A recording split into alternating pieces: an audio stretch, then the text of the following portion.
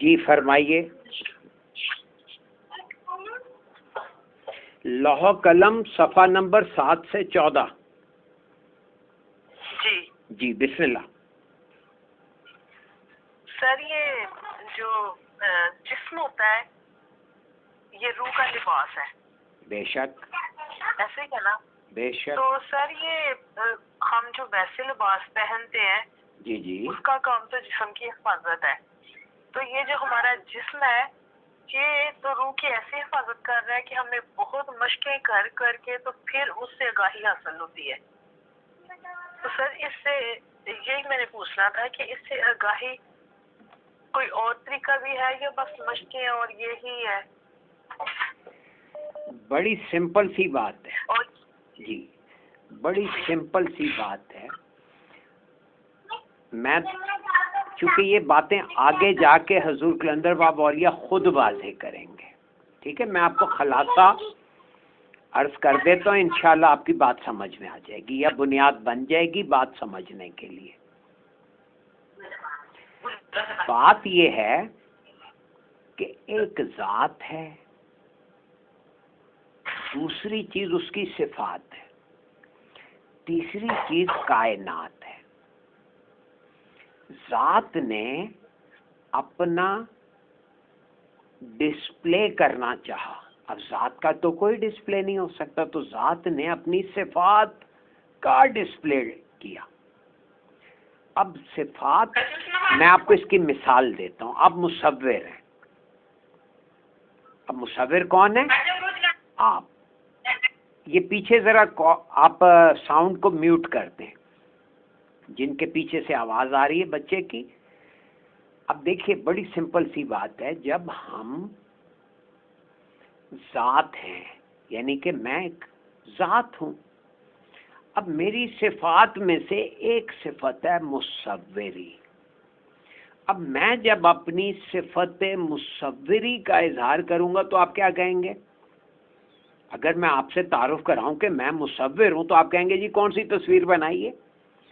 تو تصویر بنا کر اگر میں دکھاؤں گا تو آپ کیا کہیں گے؟ یہ بڑا اچھا مصور ہے یا بڑی اچھی مصورہ ہے، یہی کہیں گے نا. تو اب سارا کھیل ڈسپلے کا آ گیا، سارا کھیل ڈسپلے کا آ گیا، ڈیمانسٹریشن کا آ گیا. جب تک کسی چیز کا اظہار نہیں ہوگا ہمیں اس کی صفات کا نہیں پتہ چلے گا. ہاں یا نہیں؟ جی بالکل.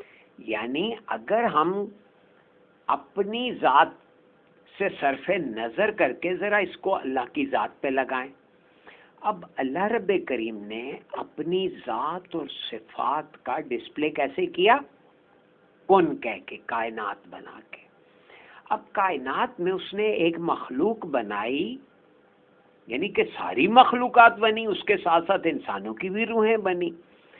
اب اس نے انسان کی روح کو پکڑا، وَنَفَخْتُ فِيهِ مِنَ الرُّوحِ. اللہ فرما رہا ہے کیا کہ میں نے اپنی روح میں سے کچھ اس کے اندر پھونکا. اب یہ جو اپنے ہمارے آپ کے اندر پھونکا گیا یہ کیا ہے؟ یہ اللہ کی روح میں سے کچھ صلاحیتیں منتقل کی گئی. ہمیں کیا کی گئی؟ کچھ صلاحیتیں. ہم نے یہ آیت پڑھی، سب نے سنی، لوگوں نے ترجمہ کر دیا اللہ نے اپنی روح پھونکی.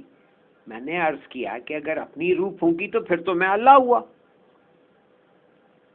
اللہ بھی ہے اور اس کی ایک روح بھی ہے. اس آیت سے یہ بات دو پتہ چلی.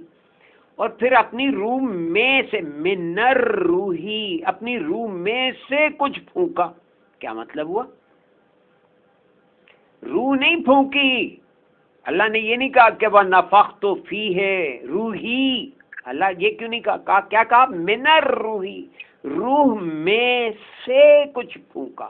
یعنی اللہ بھی ہے اور اس کی کوئی روح ہے. روح کا مطلب اسپرٹ، یعنی اصل، اپنی اصل میں سے کچھ انسان کو ودیت کیا. میں نے مرشد کریم سے سوال پوچھا، جی کیا پھونکا؟ اگر روح پھونکی ہوتی تو میں اللہ ہوتا، آپ بھی اللہ ہوتے. حضور مرشد کریم مسکرائے، کہنے لگے بھئی اللہ نے اپنی صلاحیتوں میں سے کچھ صلاحیتیں منتقل کی، اپنی صلاحیتیں، غور کریں، یعنی وہ صلاحیتیں جو دیگر مخلوق کو حاصل نہیں ہیں۔ تو میں نے آگے سے منہ پھاڑ کے پوچھا جی کون سی صلاحیتیں ہیں؟ تو حضور مرشد کریم نے بڑے شفقت سے فرمایا غور و فکر کی صلاحیت، تفکر کی صلاحیت، یہ جو صلاحیت ہے یہ کسی اور مخلوق میں نہیں ہے۔ تاج الدین بابا اولیاء نے کیا کہا کہ فرشتہ بھی ایک تفکر ہے، جنات بھی ایک تفکر ہے، اور انسان بھی ایک تفکر ہے، لیکن فرشتہ جو ہے یہ پابا نور ہے، اور جنات پابا ہے اللہ ہے، اور انسان پابا دل ہے، یعنی ایسا تفکر جو مٹی میں قید کیا گیا۔ آج بڑی مزے کی بات آپ کو سناؤں، میرے ذہن میں ایک سوال چلا کہ فرشتوں نے کہا کہ یہ جو آپ چیز بنا رہے ہیں یہ تو بڑا فساد کرے گا اور خون بہائے گا۔ اب اللہ رب کریم کہہ دیتے کہ نہیں یہ نہیں کرے گا تو انسان کر سکتا تھا؟ اللہ نے یہ نہیں کہا کہ نہیں، اللہ نے کیا فرمایا کہ جو میں جانتا ہوں وہ تم نہیں جانتے۔ ہم نے کبھی غور کیا کہ وہ کیا ہے جو اللہ جانتا تھا اور فرشتے نہیں جانتے تھے؟ اسی جہالت کا اظہار ابلیس نے کیا کہ وہ جنات میں سے تھا۔ اس نے کیا کہا کہ یہ خیر من ہو، میں اس سے اچھا ہوں، کہ خلقتنی من نار، آپ نے مجھے آگ سے تخلیق کیا، وخلقت من طین، اس کو مٹی سے تخلیق کیا۔ اللہ نے کہا کہ مردود، اللہ نے اس کو رد کر دیا۔ تو کیا یہ سوال ہمیں نہیں پوچھنا چاہیے اللہ سے کہ بارے الہ تو نے مجھے اپنا نائب بنایا، اپنی کچھ صلاحیتیں میرے اندر منتقل کی، کچھ تھوڑی سی آگاہی تو مجھے فرمائیے نا کہ وہ کیا ہے جو آپ جانتے تھے اور فرشتے نہیں جانتے تھے۔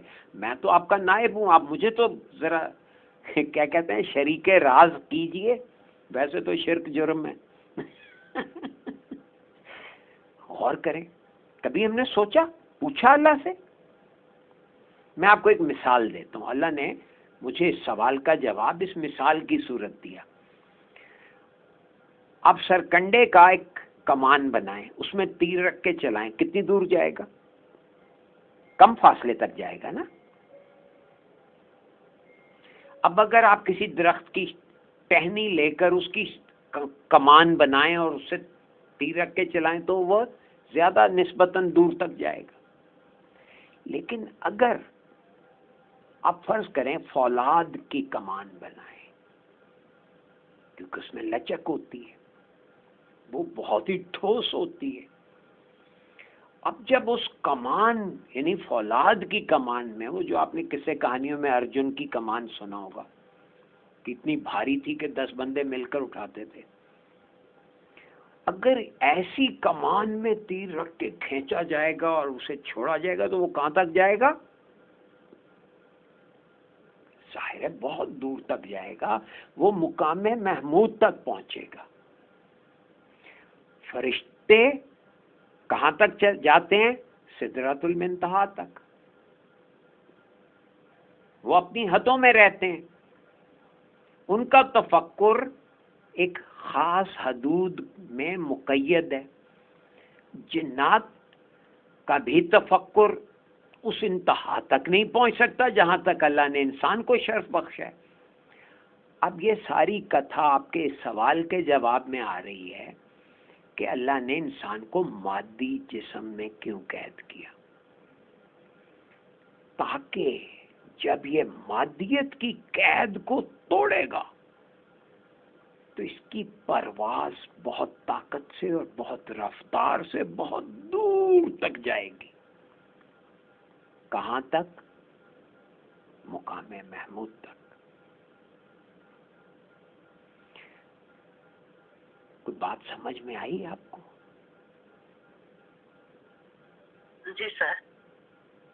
واضح ہو گیا دیکھیں مادی وجود میں دیکھیں نا اصل کہانی کیا ہے. اللہ نے ہمیں اپنا نائب بنایا. اب نائب کا دیکھیں نا، میں کارخانہ چلاتا ہوں، میں اپنا کسی کو ڈپٹی اپنا وائس بناتا ہوں. انسان کو وائس جرنٹ کہا جاتا ہے. یعنی کہ کیا میں اس کو پورے کارخانے کی سیر نہیں کرواؤں گا؟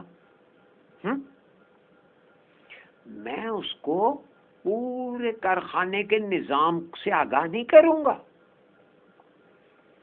کارخانے کا نظام روحانیت سے شروع ہو کے تمام عالمین سے گزرتا ہوا وہ لوہے محفوظ، عالم میں ارواح، پھر عالم میں تمثال، اور پھر برزخ، اور پھر اس کے بعد ناسوت.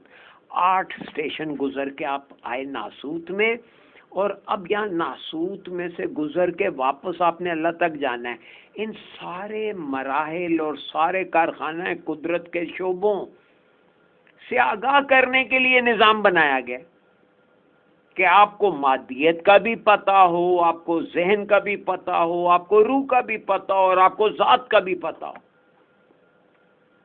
اب ہم نے اپنی عقل کی ٹانگیں توڑی ہوئی ہیں اور کیا کہتے ہیں، وہ جی اللہ کو کیا ضرورت پڑی تھی یہ سب کچھ کرنے کی، چپ کر کے مجھے شریف آدمیوں کی طرح بھائی جنت میں ہی رہنے دیتا، یہ درخت لگانے کی کیا ضرورت تھی. ہم اللہ کی حکمت کو سمجھنے کے بجائے اگر اللہ پہ آبجیکشن کر رہے ہیں تو ہم کیا ہوئے؟ ہم کیا ہوئے بھائی؟ شیطان. بس باز آ جائیے. ٹھیک ہے، دیکھیں یہ سوال آپ کا کتنے جہتوں سے میں نے اس کو واضح کر دیا کہ یہ کیوں ضروری تھا. عرض کیا کہ پورے کارخانہ قدرت سے واقف کرانے کے لیے. دیکھیں نا، اگر میں صرف روح کی حالت میں اوپر ہی بیٹھا، مجھے کیا پتا کہ مادیت کی حدیں کیا ہیں، ان کی مجبوریاں کیا ہیں، ان کے مزے کیا ہیں، ان کے مقاصد کیا ہیں، وغیرہ وغیرہ پتہ چل سکتا تھا. دیکھیں نا، جب میں پیدا ہوا تو میں کیا جانتا تھا؟ ذات تو میری یہی تھی جو میری آج ہے. میں آج بھی وہی بچہ ہوں جو پیدا ہوا تھا تو سانس نہیں لے سکتا تھا. جب میں نے سانس لینا شروع کیا میری مادی زندگی کا آغاز ہوا. اب یہ 74 سال ہو گئے مجھے سانس لیتے ہوئے، تو کیا ہوا؟ میں ان 74 سالوں میں کس کس تجربوں سے گزارا گیا تو آج ویژن کتنا بڑا ہوں. تو میں وہی چھوٹا سا بچہ ایک دن کا، میرے انر میں وہی انسان ہے نا، میری ذات تو وہی ہے نا، لیکن اب وہ ذات کتنے تجربات اور علم سے بہرہ مند ہوئی. فرق نظر آ رہا ہے آپ کو؟ اس وقت تو میں ایسی گفتگو نہیں کر سکتا تھا.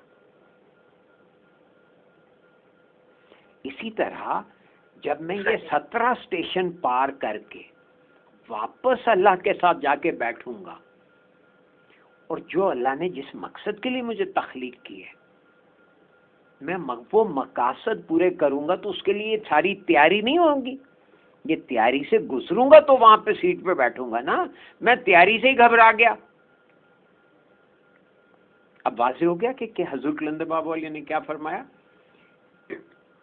کہ یہ مادی جسم، انہوں نے یہ مثال لباس کی اس لیے دی کہ لباس کو کیا کرتے ہیں آپ صبح سے شام تک پہنتے ہیں یا 2 دن پہنتے ہیں، اس کے بعد اس کو اتار دیتے ہیں، ڈسکارڈ کر دیتے ہیں. بھئی ایک لباس کو آپ 1 مہینہ پہنتے ہیں، 10 مہینے پہنتے ہیں، اس کے بعد کیا ہوتا ہے؟ بچپن میں جب پہلے دن جو کپڑے پہنے تھے وہ 10ویں دن آپ کے بدل گئے تھے کیونکہ آپ بڑے ہو گئے تھے. پھر کیا ہوا؟ سال کے ہوئے تو کیا وہ 10 دن والے کپڑے آپ کو پورے آ رہے تھے؟